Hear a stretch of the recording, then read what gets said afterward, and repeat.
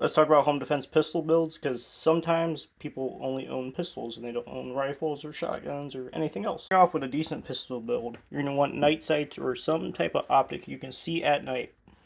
You also want a flashlight, so in case you don't have sights that you can't see, like they don't glow, you're going to want a light so it illuminates your optics for you. And illuminate the target you're shooting at so you can identify what you're shooting at. First, capacity, it's just whatever you're comfortable with. Some of you guys like Glocks, sometimes you guys got like SIGs, I like 1911s. This one's a Springfield, it's decent. Rebuilt by me, retuned by me. So that's how you build a simple home defense pistol build. There you go.